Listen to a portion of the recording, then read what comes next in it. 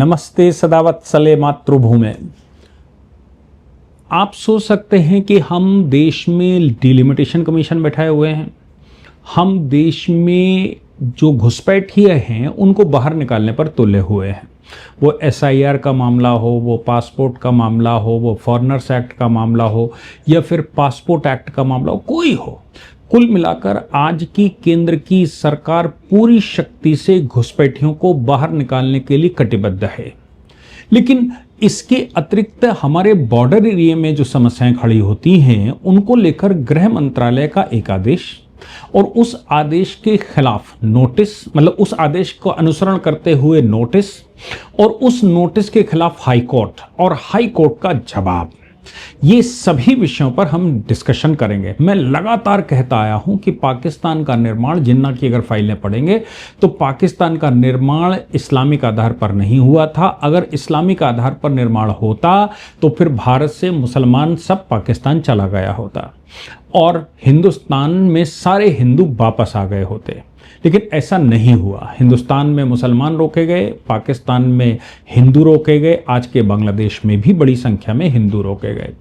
और जिन्ना का उद्देश्य इस्लामिक राष्ट्र बनाना नहीं था, जिन्ना का उद्देश्य हिंदुस्तान को दारुल इस्लाम बनाना था, पूरे हिंदुस्तान को फतेह करना था।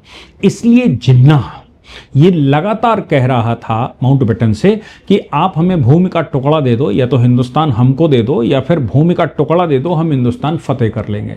वो पॉलिसी लगातार वो चलते आए और पूरी शक्ति से काम कर रहे हैं। इन्हीं का इस्तेमाल करते हुए 65 का युद्ध, 71 का युद्ध या फिर भारत में घुसपैठ, इनडायरेक्ट वॉर, बम विस्फोट, आतंकवाद, सब कुछ होता रहा।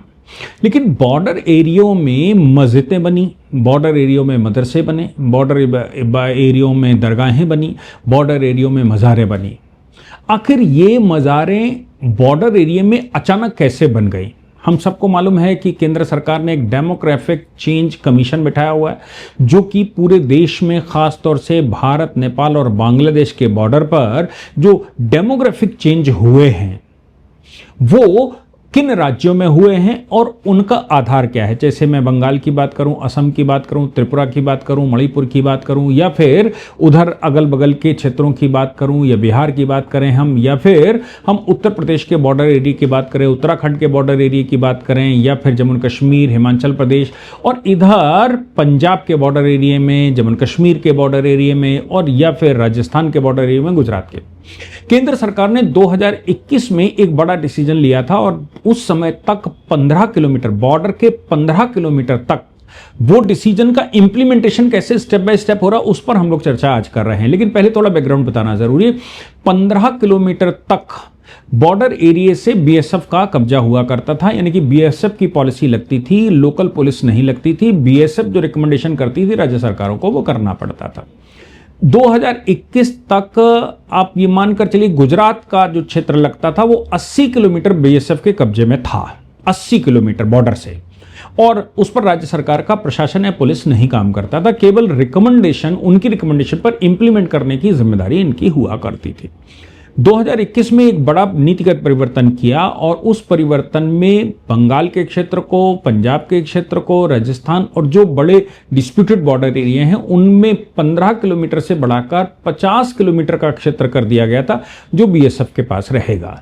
यानी कि BSF या जो भी सिक्योरिटी एजेंसी वहां काम कर रही है, वो SSC काम कर रही है, BSF काम कर रही है, और जो भी कर रही है वो उस क्षेत्र में तय करेगी कि उसके इनपुट के आधार पर राज्य सरकार को डिसीजन लेना पड़ेगा। गुजरात का क्षेत्र 80 किलोमीटर से घटाकर 50 किलोमीटर कर दिया गया था और बाकी का 15 से बढ़ाकर 50 कर दिया गया था। ममता बनर्जी ने उस पर बहुत ऊधम मचाया था और यह कहा था केंद्र सरकार इनडायरेक्टली हमारे क्षेत्र में घुस रही है।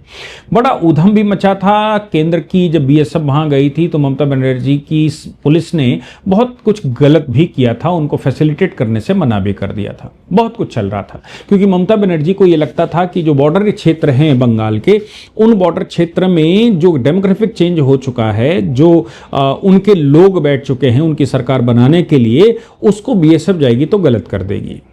BSF ने अपनी इनपुट रिपोर्टें देनी शुरू कर दी। गृह मंत्रालय ने सबसे पहले, अमित शाह जी ने एक बैठक की।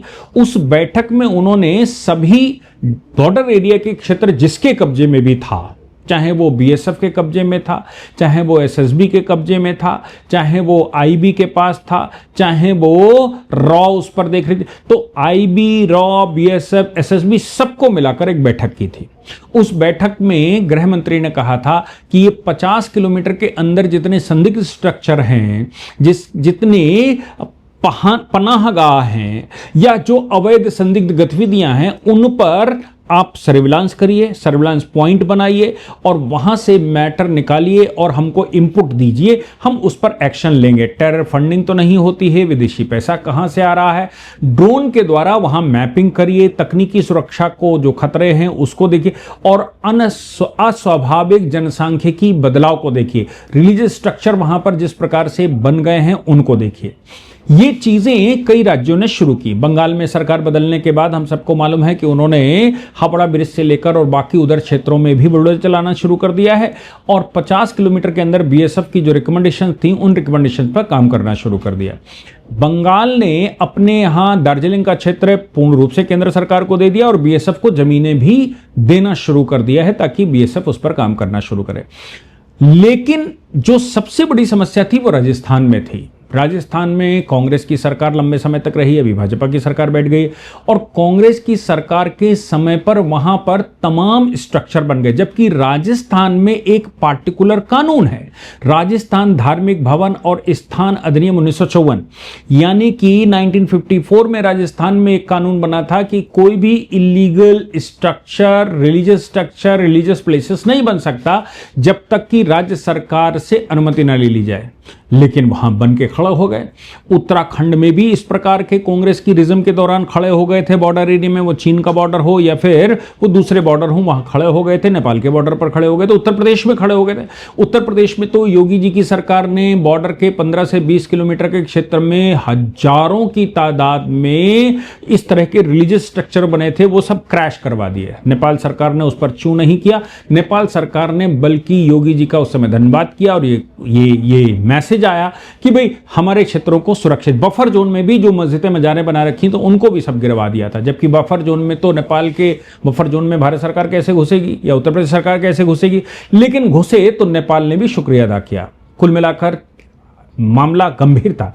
पर ये जो राजस्थान को लेकर या फिर पूरे देश में गृह मंत्रालय ने जो स्पेसिफिक आदेश दिए थे, उनको राजस्थान सरकार ने एक 43 स्ट्रक्चर, 43 स्ट्रक्चर्स, एक आध नहीं, 43 स्ट्रक्चर्स को नोटिस जारी किया, शो कॉज नोटिस जारी किया और उनसे कहा कि आपने अवैध रूप से कैसे बना लिए हैं। राजस्थान धार्मिक भवन और स्थान अधिनियम 1954 के होते हुए भी ये स्ट्रक्चर कैसे बन गए।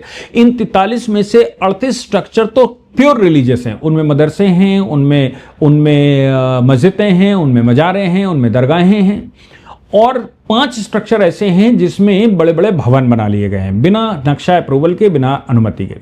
बीएसएफ ने राज्य सरकार को इनपुट दिया और उन्होंने कहा पाकिस्तान बॉर्डर से जो अवैध गतिविधि चलती है उस अवैध गतिविधि में इन रिलीजियस स्ट्रक्चर्स का बड़ा योगदान है।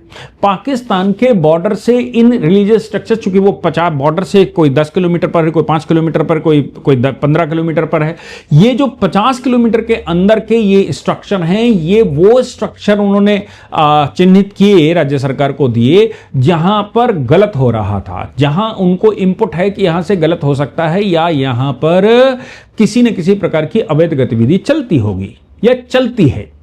राज्य सरकार ने उनको नोटिस इशू किया तो स्वाभाविक सी बात थी, वो चले आए सुप्रीम कोर्ट, वो चले आए हाई कोर्ट। हाई कोर्ट में उन्होंने गुहार लगाई, उन्होंने कहा साहब एक पार्टिकुलर समुदाय, भारतीय जनता पार्टी की सरकार है इसलिए एक पार्टिकुलर समुदाय को टारगेट कर रही है, हमारे स्ट्रक्चर गिरा रही है, हमारे मदरसे गिरा रही है, हमारे मस्जिदें गिरा रही है, वो केवल हमको टारगेट किए हुए हैं।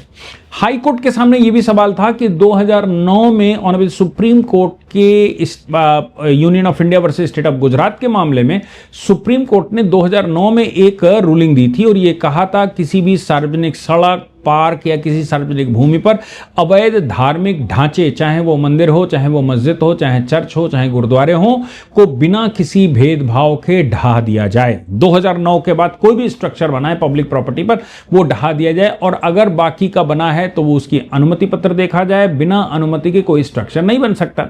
विभिन्न राज्यों के प्रशासनिक कार्रवाइयों का खाका खड़ा किया गया। भारत पाकिस्तान सीमा पर राजस्थान में इस प्रकार की एक्टिविटी चली। राजस्थान सरकार ने यह कहा कि सुप्रीम कोर्ट का चूंकि आदेश था और इसके अतिरिक्त बीएसएफ का इंपुट है हमारे पास कि इन क्षेत्रों में अवैध गतिविधियां, संदिग्ध गतिविधियां चलती हैं और पाकिस्तान इसमें लाभ उठाता है, पाकिस्तान इसमें सहयोगी हो सकता है, पाकिस्तान से कुछ ना कुछ इनके लिए होता है। ऐसी परिस्थिति में इन स्ट्रक्चर्स को गिराने के अलावा हमारे पास कोई और उपाय नहीं है। चूंकि ये सिक्योरिटी का मामला है और बीएसएफ की इनपुट है, इसलिए इन स्ट्रक्चर्स को हमने नोटिस इशू किया। सवाल ये पैदा होता है कि 50 किलोमीटर के अंदर जब बीएसएफ का जुरिडिक्शन लगता है तो स्टेट गवर्नमेंट क्या करती? बीएसएफ का केवल प्रशासनिक जुरिडिक्शन लगता है, सिक्योरिटी का जुरिडिक्शन लगता है, बाकी की सारी चीजें राज्य सरकार के पास होती हैं। जमीन का आवंटन से लेकर और वहां भवन, बाकी सब चीजें वो सब राज्य सरकार के राज्य स्टेट लिस्ट में होता है। इसलिए बीएसएफ की इंपुट पर राज्य सरकार, जैसे बाकी जगहों पर पुलिस की इंपुट पर राज्य सरकार करती है, वैसे ही बीएसएफ के इंपुट पर यहां राज्य सरकारें करती है। इन चीजों में बहुत सारी जगह, जैसे पहाड़ी क्षेत्रों में उत्तराखंड है, वहां भी धामी जी ने बिल्डिंगें गिरवानी शुरू कर दी। असम ने तो जंगल साफ करवा दिए, जंगलों में तमाम तरह के स्ट्रक्चर बने थे। पश्चिम बंगाल ने जंगल साफ करवाने शुरू कर दिए। उत्तराखंड में भी पहाड़ी और सीमावर्ती जंगल क्षेत्र में भी बुलडोजर चल रहे हैं, इस तरह का कार्रवाई हो रही है। यहां की डेमोग्राफी आखिर चेंज कैसे हो जाती है, कैसे चेंज हुई है? राजस्थान में हाई कोर्ट पहुंचे तो हाई कोर्ट ने कहा it's a matter of security. याद रखिएगा, ये धार्मिक मामला नहीं है, क्योंकि राज्य सरकार ने यह भी कहा कि साहब हमने कोई एक धर्म विशेष को नहीं कहा, हमने तो जितने अवैध स्ट्रक्चर इस क्षेत्र में थे बीएसएफ के इनपुट के अनुसार उन सभी अवैध स्ट्रक्चरों को हमने नोटिस किया है। हमने उनको कहा है कि तुम्हारे स्ट्रक्चर की आपके पास कोई वेरिफिकेशन है, आपके पास अगर कोई उसका नक्शा है, आपके पास कोई अनुमति पत्र है तो हमें दिखाइए, नहीं तो ये सारे अवैध हैं। चूंकि राजस्थान में ऑलरेडी 1954 में ही कानून बन चुका था, इसलिए राजस्थान में तो 1954 के बाद के भी अगर स्ट्रक्चर हैं तो वो भी अवैध माने जाएंगे, भले ही वो उस समय की कांग्रेस सरकारें बैठी हो और उन्होंने बनने दिया हो, उन्होंने वो सब डेमोग्राफिक चेंज होने दिया हो। उधर बॉर्डर से आदमी किसी न इन प्रकार घुसता है और इन मस्जिदों में, इन मदरसों में घुस जाता है और बताता है मैं हिंदुस्तानी हूं, फिर मदरसे उनको आप प्रोटेक्ट करना शुरू कर देते हैं और कांग्रेस का वोट बढ़ाते हैं। ऐसी परिस्थिति में कांग्रेस का ढीलापन होना स्वाभाविक था, पर अब तो सरकार भारतीय जनता पार्टी की है। भारतीय जनता पार्टी की सरकार ने वहां पर कहा कि हम तो साहब ये स्ट्रक्चर सारे गिरा कर रहेंगे, ये सिक्योरिटी का मामला है।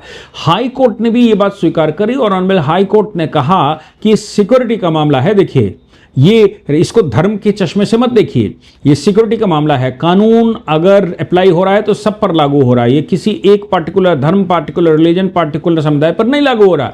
अब समस्या इसमें क्या आती है कि पार्टिकुलर समुदाय को इसलिए लगता है क्योंकि अवैध स्ट्रक्चर सारे एक पार्टिकुलर समुदाय ही बनाता है। अब चूंकि अवैध स्ट्रक्चर सारा पार्टिकुलर समुदाय ही बनाता है तो फिर किसको आदेश दिया जाए, किसको कहा जाए, तो वही फंसेंगे।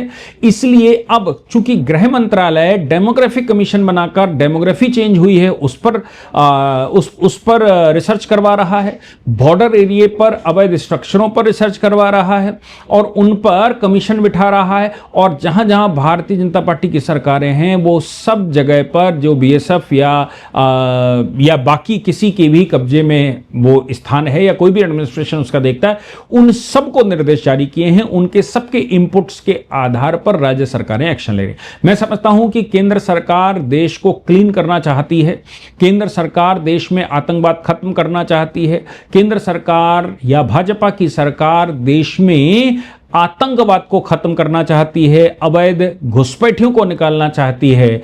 वो सारी चीजों पर इस समय काम चल रहा है। मैं सैल्यूट करता हूं राजस्थान सरकार को भी और केंद्र की होम मिनिस्ट्री को भी कि वो इन गंभीर विषयों पर काम कर रहे हैं और इन गंभीर विषयों को लीगल फ्रेमवर्क में लाकर कर रहे हैं और इन पर लीगल कार्रवाई की जा रही है ताकि इनको सबको रोका जा सके और अवैध निर्माण और अवैध गतिविधि के जितने प्रकरण हमारे देश में आते हैं उन प्रकरणों पर लगाम लगाई जा सके। ये केंद्र कर रहा है। आपको क्या लगता है, आपके कुछ इनपुट्स हैं तो आप हमें दीजिए। मैं निश्चित तौर से जब भी इसी प्रकार का कोई नेक्स्ट एपिसोड बनाऊंगा तो निश्चित तौर से उस पर उस विषय की चर्चा करूंगा। बाकी आप लिखकर बताइए, कमेंट में डिस्कशन करिए और पढ़ते रहिए। जय हिंद, जय भारत, वंदे मातरम।